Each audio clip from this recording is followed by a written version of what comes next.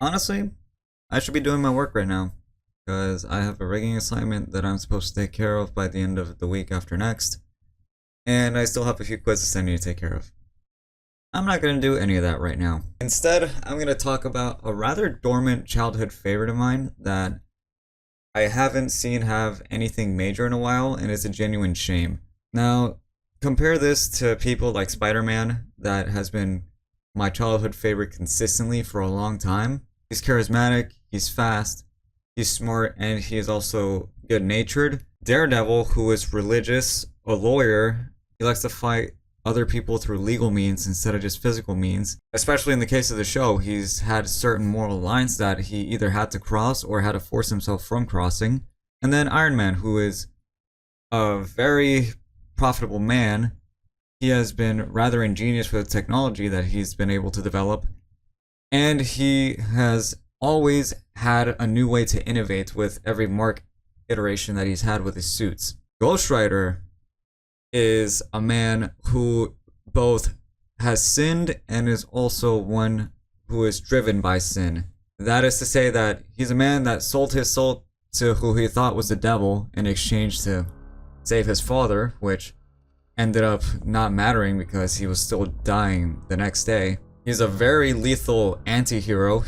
He fucking kills everybody that he comes across if he believes they deserve it. He's genuinely considered the devil's bounty hunter, which is a very heavy title to have, and he influences everything that he rides. This has been shown with Johnny Blaze and Danny Ketch, with their motorcycles, with a certain piece of media that I am reading. He has also influenced the fucking train. He's influenced the giant machine as seen in Ghost Rider Spirit of Vengeance, and who can forget the Mustang in the case of Robbie Reyes, who I should be relating to more because he's a Latino, but you know, still. And it's pretty interesting for me because, again, this is a comic book anti-hero that I haven't been keeping up with and I haven't really been as passionate about up until fairly recently. I mean, there isn't really much going on with Ghost Rider right now. There's only been rumors about certain things like Jason Momoa being Ghost Rider, or the possibility for Keanu Reeves being him, or even Nicolas Cage returning, because for some people that have seen the concept art for Deadpool vs. Wolverine, he was actually considered to return as Ghost Rider, but that got cut in the end, and Nicolas Cage wasn't approached by it. Nicolas Cage himself even went on saying that he doesn't want to deny the opportunity to portray the character again, but the chances of that happening are very unlikely, which is really unfortunate because we still haven't had much happen with this kind of hero. Sure, Daredevil Born Again is coming back and it's going to bring back the same rating that the Netflix series did, so the same level of brutality, if not a higher level of brutality, is going to be present.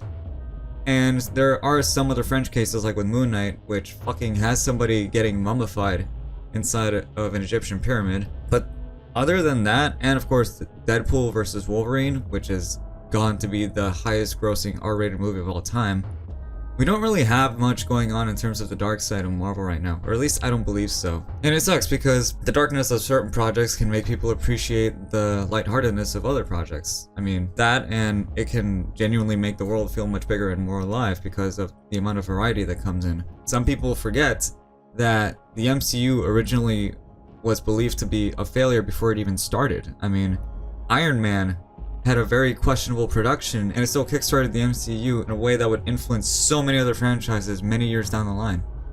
And many years to come as well. So, seriously, I don't know what is going on with the Silver Screen and Ghost Rider. I don't know why Disney is so allergic to that character. But still, that is something that we're either going to have to see in the near future, or it's just going to wither and die.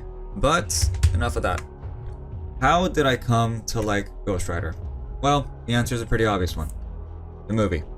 For some reason, I have somewhat faint memories of watching this in theaters, even though I'm pretty sure I would be way too young to see this at the time.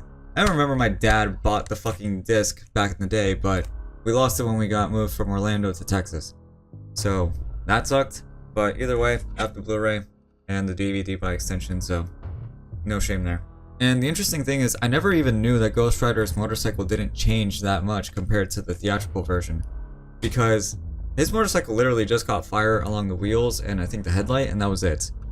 And it wasn't until Danny Ketch, I believe, that the motorcycle changed and became much more ostentatious, which I find is genuinely more impressive because Ghost Rider's appearance is more ostentatious when he transforms. And one can say that the designs were very on the nose for the motorcycle. I mean, you might be able to see it here, but dude, it was the early 2000s. Everything was not as subtle as it could have been.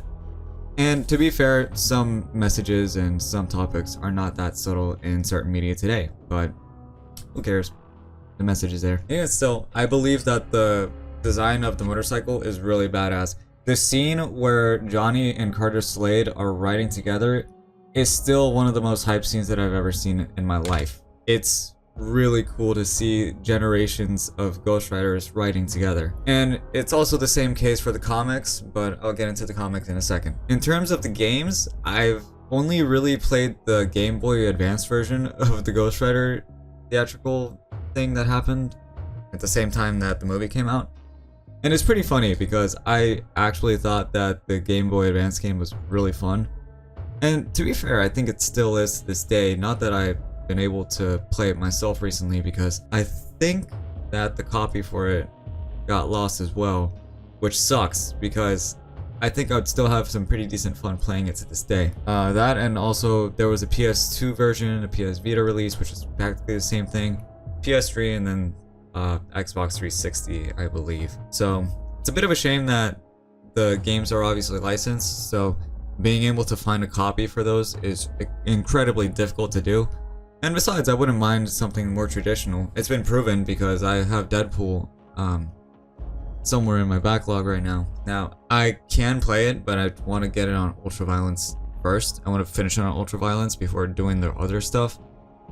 Even though a coworker of mine told me the opposite, but that's something else. Again, it'd be really cool to try the PS2 version of Ghost Rider because from what I've heard, there was a lot of stuff that you could do in that game.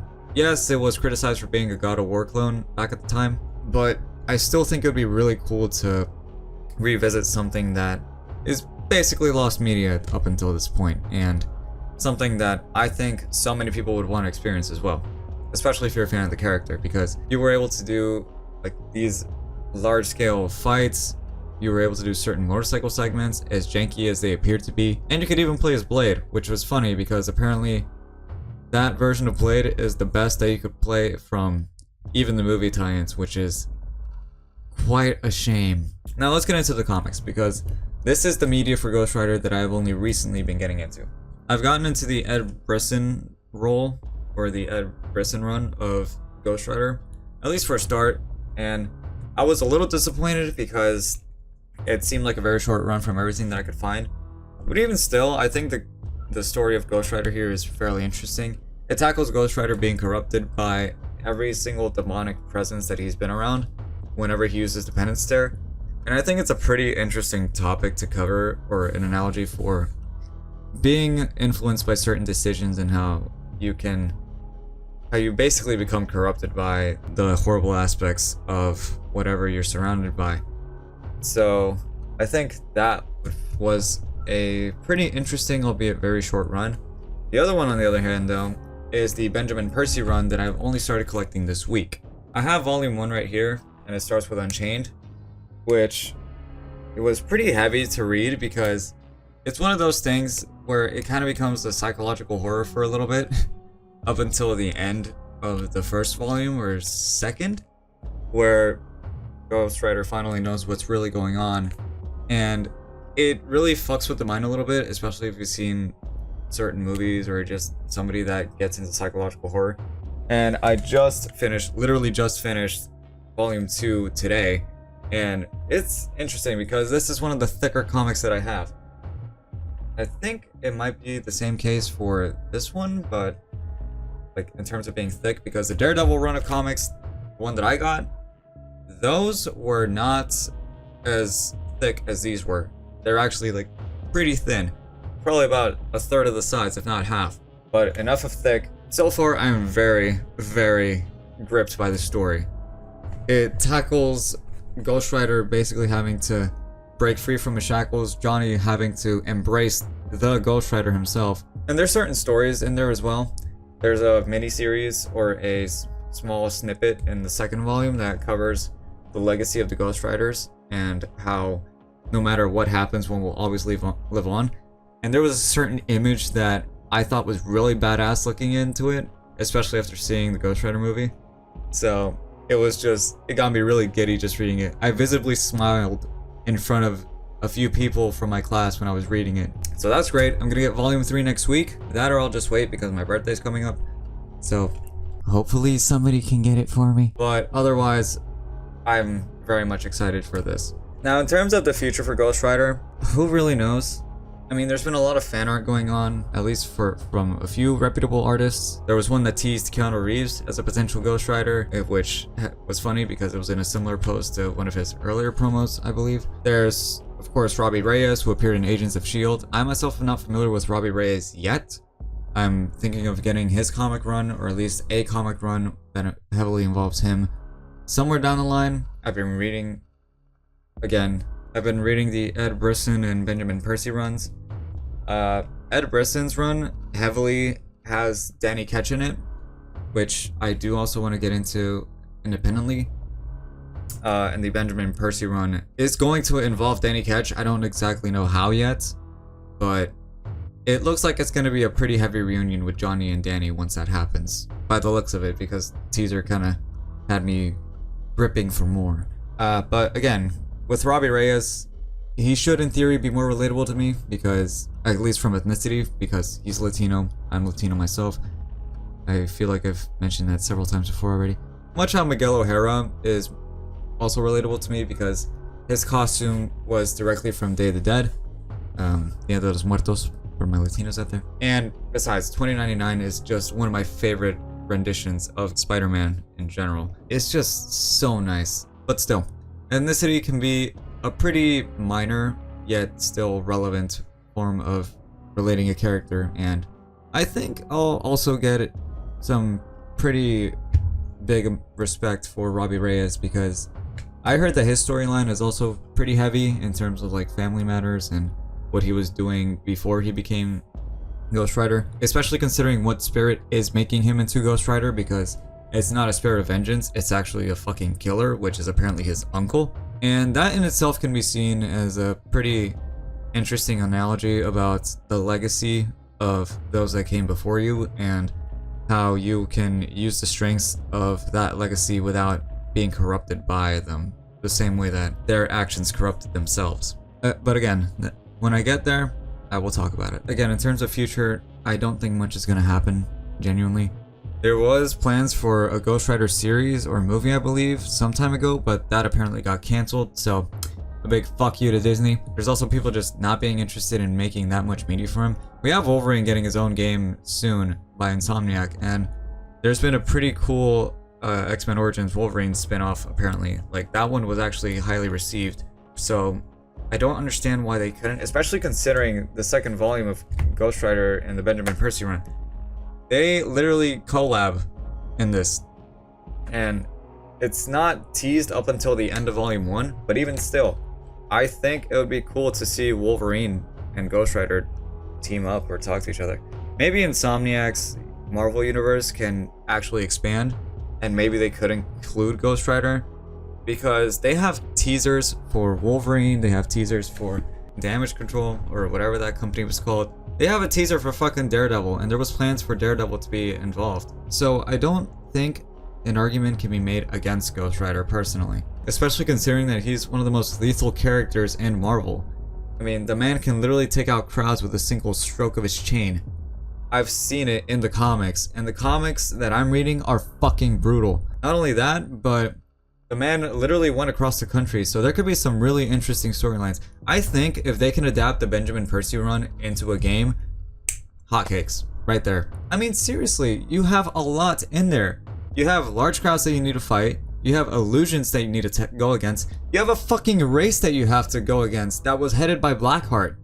You can't tell me that's not badass on paper. And it is badass on paper. I have it right here. God, again, like, pun not intended, but this shit really gets me fuming because there's so much missed potential that Marvel has.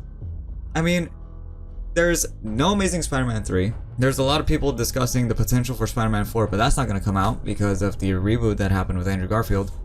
Not his fault, and it's not Mark Webb's fault, just saying. There's a lot of Marvel heroes that either Disney doesn't touch or fumbles with horribly, like with She-Hulk. And anything that sounds more daring is just watered down. I mean, we've had Venom, Morbius, I think Kraven is coming out soon, and Venom is entertaining, I think. I think the first Venom might be a little weaker compared to the second one. The second one I think is a huge step up because of how vibrant and totally out there it is. But even still, why doesn't Venom have an R rating? Venom literally eats people's heads right in front of the camera and there's no blood. You're telling me that we can't have an R rating for the second installment, which has another one of the most lethal characters in the Marvel universe? An actual serial killer who was bonded with a symbiote by blood, literally, to commit some massive fucking killing sprees? Like, you're telling me that can't get an R rating? You're telling me we can't be edgy in this current state of Marvel? Come on, dude. And the same thing goes for Morbius. Like, I haven't seen the film personally, but I've heard that it was pretty fucking terrible. If I ever have the displeasure of watching it, I'll probably talk about it. And then Kraven does some brutal shit in the second game of Insomniac's run in Marvel Spider-Man 2 because Miles Morales is still technically the second. And even still, Spider-Man 2 also has Venom bite Kraven's head, but they were able to squeak out of it in a sense. I don't know why we can't tackle edgy storylines like this. Netflix's Daredevil was proof that you can tackle an incredibly brutal, incredibly mature, and honest storyline in a way that has not been done before, and a lot of people are going to love it. People are going to love it too, because Born Again is coming out. So again, why can't we have Ghost Rider here? Why can't we have a incredibly edgy character be brought to life again in the silver screen for us to enjoy? It's just something that kind of scratches my head a little bit. It riles me up a lot, but a man can dream, and who knows, maybe it'll get me to draw Ghost Rider because I've drawn Daredevil before. I think that drawing was pretty cool. I've drawn Batman. I think there's been a few rough edges that I could clean up there, but I still think it was fine. The armor I'm especially proud of. And I still have yet to draw Spider-Man in a way that is interesting. I've done it once, but that was literally just a still. I have to try it again. And then Ghost Rider has the potential for some incredibly awesome art. Maybe I'll tackle it sometime in the future because I do want to do something like that. That or I'll 3D model certain things because I also think that the bikes can be really cool in a 3D render, but who knows. So yeah, Ghost Rider currently on the silver screen and in small media and small visual media is dead, but at least we have paper to thank for that. We have paper to thank for a man that can ironically set paper on fire effortlessly. And I am very excited for what comes of this comic run. Nobody fucking spoil it, but I'm also disappointed by the potential that's being missed by the higher-ups that can bring so much more attention to this character. A character that has gained a cult following since the movies, a character that has a very fun game, even on the Game Boy Advance, and a character that can have so much to discuss and so much to say. But until then, we'll see. We'll honestly see. But honestly, I need more people to talk about, and more people to talk about this too. So if anybody wants to discuss this, what are your thoughts on Ghost Rider? Did you think that he was not given a fair chance? Do you think that we should be done with Ghost Rider on the media like that, barring the comics? Do you think that there are other characters that need to have a return, just like Moon Knight? Somebody bring back season 2, please. Seriously, I'm curious. So I'll keep an eye out, and until then, I'll keep collecting the comic book run of Ghost Rider without my parents watching because they were religious. Still are, but you know. Take care of yourselves and just be careful out there. And it's still a shame that his suit isn't actually black. I mean, why are people referencing that it's black on their media when it's blue? People remember how Venom was like, at least in the comics, and he is not blue in any of the fucking movies that I've seen him in. Why is Miguel O'Hara's base costume blue? The only two areas that I've seen this get rectified in some manner is Beanox's Shattered Dimensions, Edge of Time, and in Spider-Man 2, where you could actually make the fucking suit black. But still, get the suit right. Not even Into the Spider-Verse did this. Also, by the way, for anybody that wants some really cool Spider-Man shots, just use the spider powers in the first game. Especially if you're on PC, because then you can mod more suits. Just saying.